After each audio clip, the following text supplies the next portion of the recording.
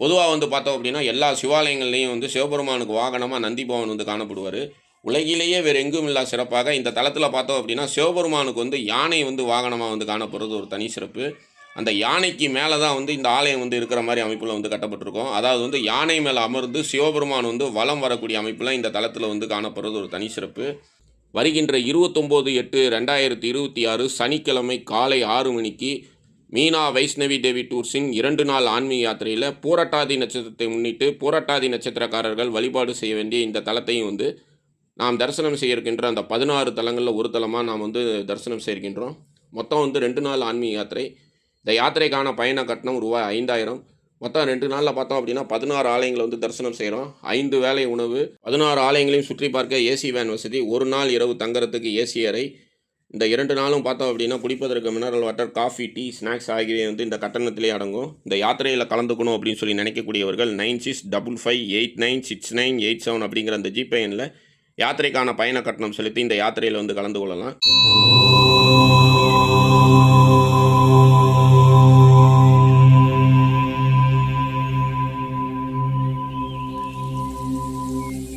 ஆன்மீகத்தோட நட்பு யூடியூப் சேனலுக்கு உங்களை அன்போடு வரவேற்கிறோம். இன்றைக்கி பூரட்டாதி நட்சத்திரத்தில் பிறந்தவர்கள் வழிபாடு செய்ய வேண்டிய பூரட்டாதி நட்சத்திர திருத்தலமான ரெங்கநாதபுரம் சென்று இந்த தலத்தில் அருள் பாலிக்கக்கூடிய கஜாரணேஸ்வரர் தரிசனம் பண்ண தான் போயிட்டுருக்கோம். இந்த ஆலயம் எங்கே இருக்குன்னு சொல்லி பார்த்தோம் அப்படின்னா, திருக்காட்டுப்பள்ளியிலேருந்து அகரப்பேட்டை வழியாக தோகூர் கல்லணை செல்லக்கூடிய சாலையில் தான் வந்து காணப்படுது. திருக்காட்டுப்பள்ளியிலேருந்து சுமார் ஒரு 4 கிலோமீட்டர் தொலைவில் தான் வந்து காணப்படுது. திருக்காட்டுப்பள்ளியிலேருந்து அகரப்பேட்டை வழியாக தோகூர் செல்லும் பேருந்தில் ஒரு 3 கிலோமீட்டர் பயணம் செய்தோம் அப்படின்னா, இந்த ஆர்ச்சி இருக்கக்கூடிய இந்த பகுதியில் வந்து இறக்கி விடுவாங்க. இங்கேருந்து நம்ம வந்து ஒரு 1½ கிலோமீட்டர் நடந்து தான் ஆலயத்துக்கு செல்லணும். திருக்காட்டுப்பள்ளியிலேருந்து ஆட்டோவில் வர்றது வந்து சிறந்தது. திருக்காட்டுப்பள்ளியிலேருந்து இந்த ஆலயம் வரதுக்கு பார்த்தோம் அப்படின்னா, நிறைய ஆட்டோ வசதிகள் வந்து காணப்படும். ஒவ்வொரு மாதம் வரக்கூடிய பூரட்டாதி நட்சத்திரத்தில் இந்த ஆலயத்தில் பார்த்தோம் அப்படின்னா, வெகு சிறப்பான முறையில் பூஜைகள்லாம் நடைபெறும். மேலும் பூரட்டாதி நட்சத்திரம் பார்த்தோம் அப்படின்னா 25வது நட்சத்திரமாக வந்து காணப்படும். அதாவது 25 அப்படிங்கிறது சந்திர பகவானோட ஆதிக்கத்தை குறிக்கக்கூடிய 2ஆம் எண் மற்றும் புதன் பகவானோட ஆதிக்கத்தை குறிக்கக்கூடிய 5ஆம் எண்ணை வந்து கொண்டு காணப்படுது. அதாவது வந்து மனம் மற்றும் கல்வி இரண்டுலேயும் வந்து அந்த பூரட்டாதி நட்சத்திரத்தில் பிறந்தவங்க வந்து சிறந்து விளங்குவாங்க. சகாதேவன் வந்து பார்த்தோம் அப்படின்னா பூரட்டாதி நட்சத்திரத்தில் தான் பிறந்திருப்பார். பஞ்ச பாண்டவர்களில் சகாதேவன் ஜோதிட கலையில் வந்து சிறந்து விளங்கினார். அவர்கிட்ட ஜோசியம் பார்க்குறதுக்காக துரியோதனனே ஒரு தடவை வந்தான். நான் பஞ்ச பாண்டவர்களை வந்து எதிர்த்து போர் செய்ய போகிறேன், எந்த நாளில் போர் செஞ்சேன் அப்படின்னா நான் ஜெயிக்கலாம் அப்படின்னு சொல்லி பஞ்ச பாண்டவர்களில் ஒருத்தனான சகாதேவன்ட்டே வந்து ஜோதிடம் பார்க்க வருவார். ஆனால் வந்து நம்மக்கிட்ட ஜோதிடம் பார்க்க வர்றது எதிரியே ஆனாலும் அந்த கலையில் வந்து அவர் உண்மையாக இருந்ததுனால ஆடி மாதம் வரக்கூடிய அமாவாசையில் வந்து நீங்கள் பஞ்சபாண்டவரை எதிர்த்து போரிட்டீங்கன்னா வெற்றி பெறலாம் அப்படின்னு நாள் குறித்து கொடுப்பாரு. அதன் பிறகு கிருஷ்ண பரமாத்மா பஞ்ச பாண்டவர்களுக்கு உறுதுணையாக இருந்த அந்த போரில் வந்து பாண்டவர்கள் வந்து ஜெயிக்கிறதுக்கு காரணமாக இருந்திருப்பார்.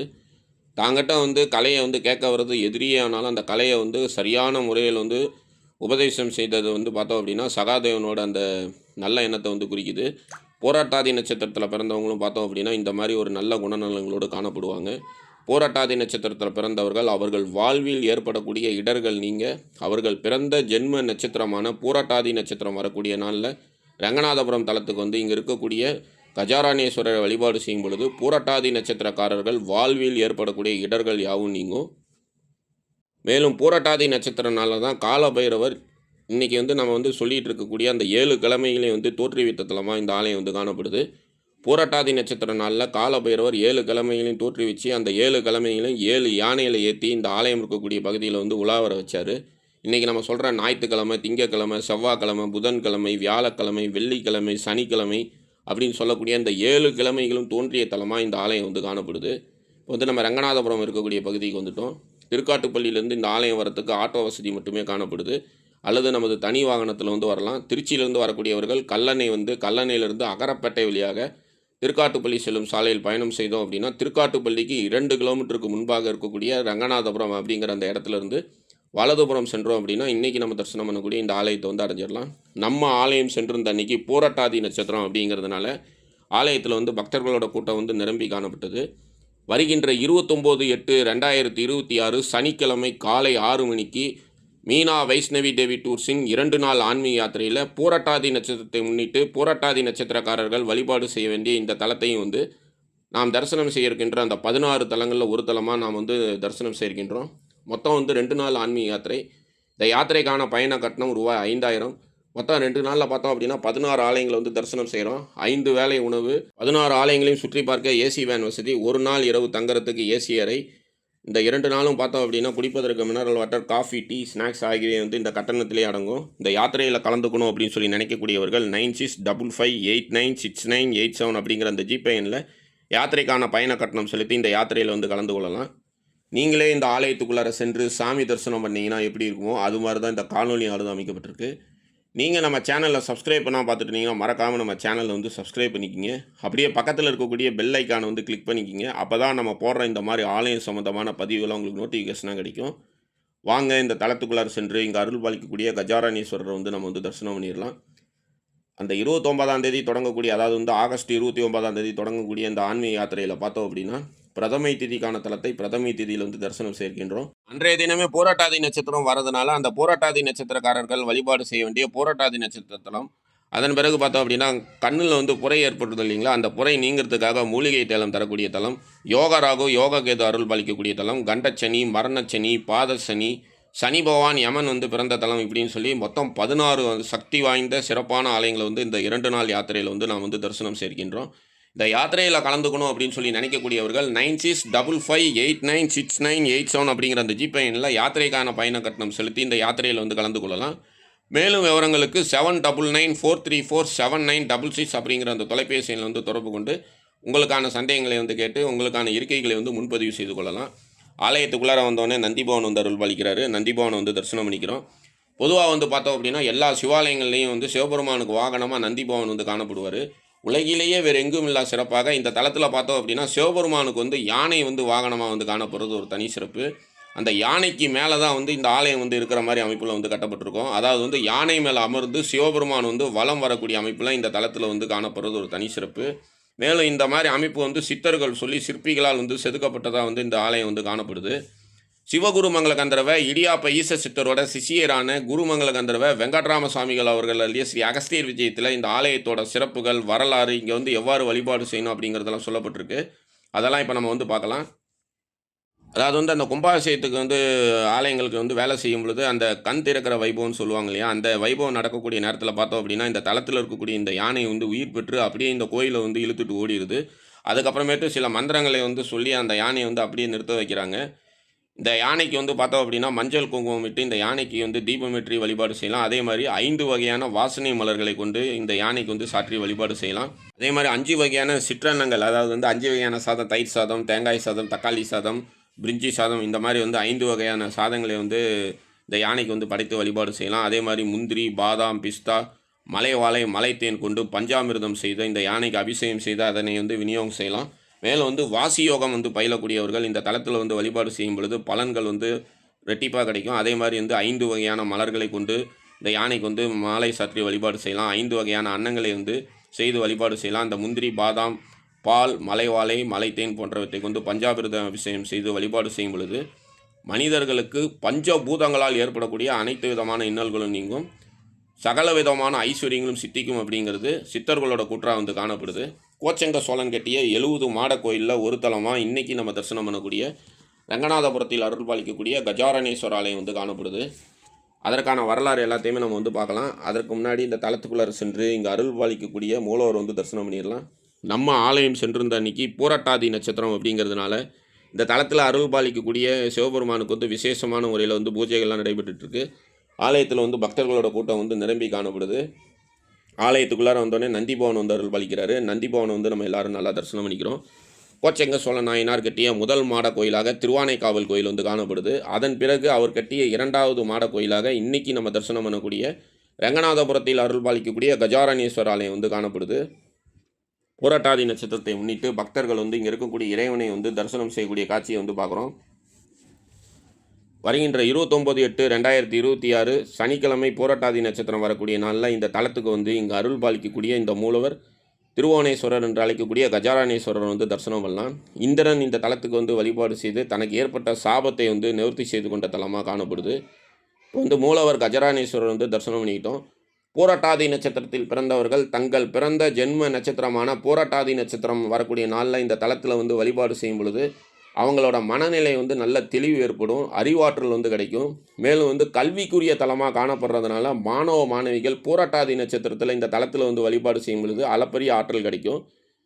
கஜாராணேஸ்வரரை தரிசனம் பண்ணிட்டு வந்தோம் அப்படின்னா காமாட்சி அம்மன் வந்து அருள் பாலிக்கிறாங்க. இவங்க தான் இந்த தலத்தில் அருள் பாலிக்கக்கூடிய அம்பாள் காமாட்சி அம்மன். காமாட்சி அம்மன் வந்து எல்லாரும் நல்லா தரிசனம் பண்ணிக்கிங்க. இந்த தலத்தில் காமாட்சி அம்மன் அருள் பாலிக்கிறதுனால மகா பெரியவா இந்த தலத்தில் வந்து பல நாட்கள் தங்கி இருந்து இங்கே இருக்கக்கூடிய இறைவனை வந்து தியானித்ததாக வந்து சொல்லப்படுது. மகா பெரியவா தியானம் செய்த அந்த இடம் வந்து ஆலயத்துக்கு கீழே இருக்குது. கீழே பிரகாரங்களை வளரும்போது அதையும் பார்க்கலாம். இப்போ வந்து இந்த தலத்தில் அருள் பாலிக்கக்கூடிய காமாட்சி அம்மனை வந்து நம்ம நல்லா தரிசனம் பண்ணியாச்சு. இப்போ இந்த ஆலயத்தோட தல வரலாறுலாம் நம்ம வந்து பார்த்துடலாம். திருவானைக்காவலில் பார்த்தோம் அப்படின்னா அங்கே இருக்கக்கூடிய நாவல் மரத்துக்கு கீழே ஒரு சுயம்பு சிவலிங்கம் வந்து காணப்படுது. அந்த சுயம்பு சிவலிங்கத்தை பார்த்ததும் ஒரு யானை வந்து அந்த மரத்துக்கு அடியில் இருக்கக்கூடிய குளத்துக்கு சென்று அங்கே இருக்கக்கூடிய நீர் மற்றும் தாமரை எடுத்து வந்து நீரால் வந்து சிவபெருமானை அபிஷேகம் செய்து தாமரை மலர்களை சுற்றி தினமும் வந்து வழிபாடு செய்துட்ருக்கு. அப்பொழுது அந்த பக்கமாக செல்லக்கூடிய சிலந்தி சிவபெருமானை பார்த்து சிவபெருமான் மேலே வந்து எந்த தூசியும் பற்றக்கூடாது அப்படின்னு சொல்லி அது வந்து தனது வாயால் வந்து ஒரு வலை கட்டி தினமும் சிவபெருமானை வந்து வழிபாடு செய்து யானை அடுத்த நாள் வரும். சிலந்தி இப்படி வந்து கூடு கட்டி அசிங்கம் பண்ணி வச்சுருக்கேன்னு அதோட தும்பிக்கையால் வந்து அந்த வலையை அத்து போட்டு சிவபெருமானுக்கு வந்து பூஜை செய்துட்டு போகிறது வந்து தன்னோட வழக்கமாக கொண்டு காணப்பட்டது. இது வந்து நாள் கணக்காக தொடருது. இதனால் சினம் கொண்ட சிலந்தி ஒரு நாள் என்ன பண்ணுதுன்னா யானை வந்து பூஜைக்கு வரும் பொழுது அதோட தும்பிக்கைக்குள்ள வந்து அதனை வந்து பலம் கொண்ட மட்டுக்கும் கடிக்குது. வலி தாங்க முடியாமல் அந்த யானை என்ன பண்ணுதுன்னா தன்னோட தும்பிக்கையை வந்து கீழே ஓங்கி அடிக்குது. இதனால் பார்த்தோம் அப்படின்னா சிலந்தி மற்றும் யானை இருவருமே வந்து இறந்து போயிடுறாங்க. அதன் பிறகு தனக்கு பூஜை செய்த யானைக்கு வந்து சிவகணங்களோட தலைவர் பதவியை வந்து கொடுத்துட்றாரு. ஆனால் சிலந்தி வந்து ஒரு சிவபக்தனான அந்த யானையை வந்து மரணமாகிறதுக்கு காரணமாக இருந்ததுனால சிவபெருமான் வந்து அந்த சிலந்திக்கு வந்து மறுபிறவி கொடுக்குறாரு. மறுபிறவியில் வந்து இந்த ஜென்மத்தில் வந்து சிவலிங்கத்துக்கு வந்து அந்த வலை கட்டி வழிபாடு செய்ததுனால மறுபிறவியில் வந்து அந்த சிலந்தியை வந்து ஒரு ராஜாவாக வந்து படைக்கிறாரு. மறுபிறவியில் பார்த்தோம் அப்படின்னா அந்த ராஜா வந்து கோச்செங்க சோழனாக வந்து பிறவி எடுக்கிறாரு. அதாவது வந்து ஒரு 2½ நாளிகை வந்து தள்ளி பிறந்தா உங்கள் மகன் வந்து நாட்டையே ஆளக்கூடிய ராஜாவாக பிறப்பான் அப்படின்னு சொல்லி ஜோதிடர் சொன்னதுனால கோச்செங்க சோழ நாயனாரோட அவங்க அம்மா பார்த்தோம் அப்படின்னா அவங்க வந்து கர்ப்பவதியாக இருந்து குழந்தை பிறக்கக்கூடிய நேரத்தில் தன்னை வந்து தலைகீழ கட்டி தொங்க விட சொல்லிடுவாங்க. அந்த 2½ நாளிகை ஆனதுக்கப்புறமேட்டு கோச்செங்க சோழன் பார்த்தோம் அப்படின்னா பிறப்பார். அவங்க அம்மா தலைகீழ வந்து கட்டி தொங்க விட்டு அந்த நேரத்தில் வந்து அவர் பிறந்ததுனால அவரோட கண்கள் பார்த்தோம் அப்படின்னா பிறக்கும் பொழுதே வந்து இரத்த சிவப்பு கலரில் வந்து காணப்பட்டதுனால அவர் வந்து கோச்செங்க சோழன் அப்படின்னு சொல்லி அழைக்கப்படுறாரு. அந்த கோச்செங்க சோழன் பார்த்தோம் அப்படின்னா வளர்ந்து நாட்டை ஆளக்கூடிய ராஜாவாக வந்ததும் 70 சிவாலயங்களை வந்து கட்டுறாரு. ஒரே ஒரு பெருமாள் ஆலயத்தை கட்டுறாரு. போன ஜென்மத்தில் வந்து தாம் வந்து சிலந்தியாக இருக்கும் பொழுது யானை வந்து பூஜைக்கு வந்து இடையூறாக இருந்ததுனால மறுபிறவியில் வந்து அவர் வந்து மன்னனாக பிறந்தாலும் தாம் கட்டக்கூடிய சிவாலயத்தில் எந்த யானையுமே வந்து மேலே வந்துடக்கூடாது அப்படிங்கிறதுக்காக யானை ஏறாத மாட கோயிலாக அவர் வந்து கட்டியிருக்காரு. அந்த 70 கோயிலில் அவர் கட்டிய 2வது தலமாக இன்றைக்கி நம்ம தரிசனம் பண்ணக்கூடிய இந்த ஆலயம் காணப்படுது. இந்த இடத்துல பார்த்தோம் அப்படின்னா இந்திரனோட சாபம் தீர்த்த அந்த கிணறு வந்து காணப்படுது. ஒரு முறை பார்த்தோம் அப்படின்னா இந்திரனோட ஐராவத யானை பார்த்தோம் அப்படின்னா இந்திரனை விட்டு இந்த ஆலயத்துக்கு அருகில் இருக்கக்கூடிய நேமம் தலத்துக்கு வந்து அங்கே இருக்கக்கூடிய இறைவனை வழிபாடு செய்து தன்னோட யானையை காணுமே அப்படின்னு சொல்லி இந்திரன் தேடி வரும் பொழுது அந்த யானை வந்து நேமத்தில் இருக்கிறத பார்த்து தன்னோட வஜ்ராயுதத்தை வந்து எடுத்து எறிவார். தன்னை பூஜிக்கக்கூடிய யானை மீது வஜ்ராயுதத்தை வந்து இந்திரன் செலுத்துனதுனால சிவபெருமான் கோபம் கொண்டு இந்த வரலாறை தொடர்ந்து பார்க்கலாம். ஆலயத்தோட பிரகாரங்களை வளரும் போது இந்த இடத்துல பார்த்தோம் அப்படின்னா மகா பெரியவா வந்து இந்த ஆலயத்தில் வந்து அமர்ந்து தியானம் செய்த இந்த இடத்த வந்து பார்க்குறோம். காமாட்சி அம்மன் இருக்கக்கூடிய இடத்துலலாம் வந்து மகா பெரியவா வந்து பல நாட்கள் தங்கியிருந்து வழிபாடு செய்வார். அந்த அமைப்பில் இந்த தலத்தில் வந்து காமாட்சி அம்மன் அருள் பாலிக்கிறதுனால இங்கே வந்து மகா பெரியவா பல காலங்கள் பல நாட்கள் தங்கி இருந்து தியானம் செய்த இந்த இடத்த வந்து நாம் வந்து தரிசனம் செய்துக்கிறோம். இந்திரன் வந்து அந்த யானையை வந்து வஜ்ராயுதத்தை கொண்டு தாக்கும் பொழுது சிவபெருமான் வந்து சினம் கொண்டு அந்த வஜ்ராயுதத்தை வந்து திருப்பி விட்டுறாரு. அந்த வஜ்ராயுதம் வந்து ஓடி போய் விழுந்த இடத்துல வந்து ஒரு குளம் வந்து உருவாகுது. இந்திரனுக்கு வந்து சிவபெருமான் வந்து சாபம் வழங்கிடுறாரு. அந்த சாபம் நீங்கிறதுக்காக இந்த ஆலயத்துக்கு வந்து இங்கே இருக்கக்கூடிய அந்த தீர்த்த கிணறை உருவாக்கி இந்திரன் வழிபாடு செய்து சாப நிவர்த்தி பெற்ற தலமாக காணப்படுது. ஆலயத்தோட பிரகாரங்களை வலம் வரும்போது இந்த இடத்துல பார்த்தோம் அப்படின்னா வலம்புரி விநாயகர் வந்து அருள் பாலிக்கிறாரு. வலம்புரி விநாயகரை வந்து நம்ம எல்லாரும் நல்லா தரிசனம் பண்ணிக்கிறோம். பிள்ளையார்பட்டியில் இருக்கக்கூடிய கற்பக விநாயகரை வழிபாடு செய்தால் என்ன பலனோ அந்த பலன் வந்து நமக்கு வந்து இந்த ஆலயத்தில் கிடைக்கும். மேலும் வந்து இந்த ஆலயத்தில் பார்த்தோம் அப்படின்னா சுற்றிலும் வந்து யானை வந்து சூட்சம வடிவத்தில் இருக்கிறதா சொல்லப்படுது. காலபைரவர் 7 கிழமைகளையும் படைத்து இந்த ஆலயம் இருக்கக்கூடிய பகுதியில் பூரட்டாதி நட்சத்திரம் வரக்கூடிய நாளில் அந்த 7 கிழமைகளையும் காலபைரவர் வந்து தோற்றுவிக்கிறாரு. அந்த 7 கிழமைகளையும் 7 யானையில் வந்து அமர்த்தி அவங்கள வந்து ஊர்வலம் வர வைத்த தலமாக இந்த ஆலயம் வந்து காணப்படுது. மனிதன் தினமும் பஞ்சாங்கத்தை வந்து படிக்கணும் அப்படிங்கிறது சாஸ்திரம் சொல்லுது. அந்த மாதிரி பஞ்சாங்கத்தை படிக்க இயலாதவர்கள் இந்த தலத்தில் வந்து இங்கே இருக்கக்கூடிய அந்த யானைக்கு வந்து மஞ்சள் குங்குமம் விட்டு 5 வகை மலர்களை வந்து சூடி முந்திரி பாதாம் மலை வாழை மலைத்தேன் பிஸ்தா போன்றவற்றை கலந்து பஞ்சாமிர்தம் செய்து அந்த யானைக்கு வந்து அபிஷேகம் செய்து அதை வந்து பக்தர்களுக்கு பிரசாதமாக விநியோகம் செய்யலாம். அதே மாதிரி 5 வகையான அன்னங்களை வந்து அந்த யானைக்கு வந்து படைத்து பக்தர்களுக்கு விநியோகம் செய்யும் பொழுது நமச்சிவாய அப்படிங்கிற அந்த 5 எழுத்து மந்திரத்தையும் வந்து பல கோடி முறை ஓதிய அந்த பலன் வந்து நமக்கு வந்து கிடைக்கும். மேலும் வந்து அத்வைத நாயகிக்கான தலமாகவும் இந்த ஆலயம் வந்து காணப்படுது. இந்த இடத்துல வந்து வள்ளி தெய்வானை சமேதராய் முருகப்பெருமான் வந்து அருள் பாலிக்கிறாரு. முருகப்பெருமானை வந்து நம்ம எல்லாரும் நல்லா தரிசனம் பண்ணிக்கிறோம். இந்திரன் பார்த்தோம் அப்படின்னா, இன்னைக்கும் பூரட்டாதி நட்சத்திரம் வரக்கூடிய நாள்ல இந்த தலத்தில வந்து இங்க அருள் பாலிக்கக்கூடிய கஜாரணேஸ்வரரையும், இந்த தலத்தில இருக்கக்கூடிய அந்த கஜனையும் வந்து வழிபாடு செய்றதா வந்து சொல்லப்படுது. பூரட்டாதி நட்சத்திரம் வரக்கூடிய நாள்ல தேவர்கள் அனைவரும் இந்த தலத்தில வந்து இங்க இருக்கக்கூடிய இறைவனை வந்து வழிபாடு செய்வாங்க. அதே மாரி 7 கிழமைகளும் பூரட்டாதி நட்சத்திரத்தில தான் வந்து தோன்றதுனால, நம்ம எல்லாருமே வந்து 7 கிழமையில ஏதாவது ஒரு கிழமையில தான் வந்து தோன்றியிருப்போம். நம்ம ஜாதகத்தில வந்து நம்ம பிறந்த கிழமையில வந்து ஏதாவது தோஷங்கள் ஏற்படுதுன்னா, அந்த தோஷங்கள் நீங்கிறதுக்காக பூரட்டாதி நட்சத்திரம் வரக்கூடிய நாள்ல இந்த தலத்தில வந்து வழிபாடு செய்யலாம். ஆலயத்தோட பிரகாரங்கள வலம் வரும்போது இந்த இடத்துல வந்து கஜலட்சுமி அன்னை வந்து காணப்படுறாங்க. கஜலட்சுமி அன்னை வந்து நம்ம எல்லாரும் நல்லா தரிசனம் பண்ணிக்கிறோம். கோச்செங்க சோழ நாயனார் யானை ஏற முடியாத மாட கோயிலாக கட்டியிருந்தாலும், இந்த தலம் வந்து பார்த்தோம் அப்படின்னா, யானை மேல வந்து சிவபெருமான் வந்து அமர்ந்து ஊர்வலம் செல்லக்கூடிய அமைப்பில வந்து காணப்படுறது ஒரு தனி சிறப்பு. உலகிலேயே வந்து இந்த ஒரு தலத்தில மட்டும் தான் சிவபெருமான் வந்து யானை மீது வந்து அமர்ந்த மாரி வந்து இந்த ஆலயத்தோட கட்டுமானம் வந்து காணப்படும். பொதுவா வந்து எல்லா சிவாலயத்திலயும் பார்த்தோம் அப்படின்னா, நந்தி வாகனத்தில சிவபெருமான் அமர்ந்து காணப்படுவாரு. இந்த ஒரு தலத்தில தான் அந்த யானை மேல வந்து சிவன் வந்து அமர்ந்த மாரி காணப்படுறது ஒரு தனி சிறப்பு. இந்த இடத்துல வந்து சண்டிகேஸ்வரர் வந்து அருள் பாலிக்கிறாரு. சண்டிகேஸ்வரர் வந்து நம்ம எல்லாரும் நல்லா தரிசனம் பண்ணிக்கிறோம். சகாதேவன் பார்த்தோம் அப்படின்னா, அந்த ஜோதிட கலையில வந்து சிறந்து விளங்கியிருப்பாரு. அதாவது வந்து அவர் வந்து பிறந்த ஜென்ம நட்சத்திரம்னு பார்த்தோம் அப்படின்னா, பூரட்டாதி. பொதுவாக பூரட்டாதி நட்சத்திரத்தில பிறந்தவங்க பார்த்தோம் அப்படின்னா, மனம் மற்றும் அறிவு வந்து நல்லா சிறப்பா வந்து அவங்களுக்கு வந்து செயல்படும். காரணம் என்னன்னு சொல்லி பார்த்தோம் அப்படின்னா, அவங்களோட நட்சத்திரம் வந்து 25வதா வருது. அந்த 25 அப்படிங்கிறது சந்திரன் மற்றும் புதனை வந்து குறிக்கக்கூடிய அந்த அமைப்பு. பூரட்டாதி நட்சத்திரக்காரர்கள் கல்வியில வந்து மேலும் சிறந்து விளங்க அவர்கள் பிறந்த ஜென்ம நட்சத்திர நாள்ல இந்த தலத்தில வந்து வழிபாடு செய்யலாம். ஏனைய நட்சத்திரத்தில பிறந்தவங்களும் தங்களோட குழந்தைகள் வந்து நல்லா படிக்கல அப்படின்னு சொல்லி வருந்தக்கூடியவர்கள், பூரட்டாதி நட்சத்திரம் வரக்கூடிய நாள்ல இந்த தலத்தில வந்து இங்க இருக்கக்கூடிய இறைவன வந்து வழிபாடு செய்ய சொல்லலாம். ஆலயத்தோட பிரகாரங்கள வலம் வரும்போது நவகிரகங்கள் வந்து அருள் பாலிக்கிறாங்க. நவகிரகங்கள வந்து தரிசனம் பண்ணிக்கிறோம். கோச்செங்க சோழன் கட்டிய 70 மாட கோயில்ல 2வதாக இருக்கக்கூடிய ரங்கநாதபுரத்தில் அருள் பாலிக்கக்கூடிய கஜாராணேஸ்வர ஆலயத்த நம்ம நல்லா தரிசனம் பண்ணியாச்சு. ஆலயத்தோட பிரகாரங்கள வந்து வலம் வந்துட்டுருக்கோம். பாருங்க எவ்வளோ அழகான முறையில மாட கோயிலா வந்து இந்த தலம் வந்து காணப்படுது அப்படின்னு. இந்த தலத்தில இந்த கோயிலுக்கு கீழ இருக்கிற யானை வந்து கல் யானை போல வந்து காட்சியளித்தாலும், இன்னைக்கு வந்து இந்த யானை வந்து மூச்சு விடுறதா வந்து சித்தர்களோட கூற்றா வந்து காணப்படுது. இந்த கோயிலுக்கான கூகுள் மேப் லிங்க்கை கீழே வந்து டிஸ்கிரிப்ஷனில் தந்திருக்கேன். அதை பயன்படுத்தி நீங்கள் இந்த ஆலயத்தை வந்து எளிதில் அடையலாம். இந்த வீடியோ பிடிச்சிருந்தது அப்படின்னா உங்கள் ஃப்ரெண்ட்ஸ் எல்லாருக்கும் ஷேர் பண்ணுங்கள். மறக்காமல் நம்ம சேனலை வந்து சப்ஸ்கிரைப் பண்ணிக்கிங்க. மறுபடியும் இதே மாதிரி சிறப்பு வாய்ந்த இன்னொரு ஆலயத்தில் நம்ம எல்லாரும் சந்திக்கலாம். ஆன்மீகத்தோட நட்பு யூடியூப் சேனல் சார்பாக உருவாகியுள்ள மீனா வைஷ்ணவி தேவி டூர்ஸின் 2 நாள் ஆன்மீக யாத்திரையில் வருகின்ற 29/8/2026 சனிக்கிழமை காலை 6 மணிக்கு திருச்சி ரயில் நிலையத்திலிருந்து புறப்படக்கூடிய இந்த யாத்திரையில வந்து, இந்த ஆலயத்தையும் சேர்த்து மொத்தம் 16 ஆலயங்கள வந்து இந்த யாத்திரையில வந்து நாம் வந்து தரிசனம் செய்யலாம். நன்றி, வணக்கம்.